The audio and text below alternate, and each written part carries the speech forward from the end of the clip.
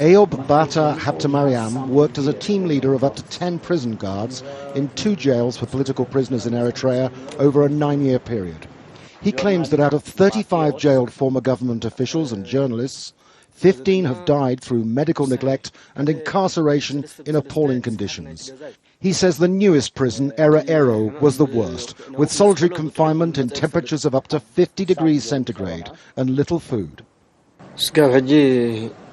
Until now, no one has been beaten. The prisoners do exactly as they're told. The location of the prison is torture in itself with all the heat. They are there to die. It was after the border war between Eritrea and Ethiopia that the prisoners were arrested. The 2-year conflict, which cost an estimated 80,000 lives and vast damage to the economies of both countries, ended in 2000. The border demarcation is still in dispute, and 10 years on, a Cold War exists. A group of government ministers and other dissenters challenged the Eritrean government in 2001, and in a clampdown they were accused of attempting a coup and jailed. Little has been known of them since. Eyob Bata claims that amongst those who died was a former minister who had deputized for the president, Mahmoud Sherifo. He said he and his wife, Aster Fessa Hassion, died through medical neglect.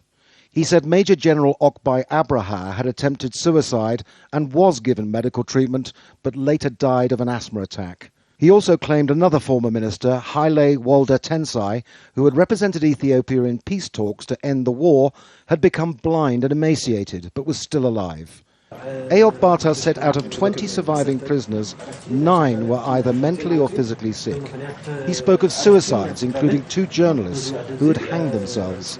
He told me he'd escaped while on vacation near the Ethiopian border and claimed if he had stayed in Eritrea, he wouldn't have survived.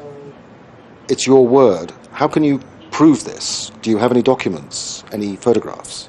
The people I am saying are dead. Let Eritrea produce them alive to prove me wrong. I am giving this information so that the international community pressures the government.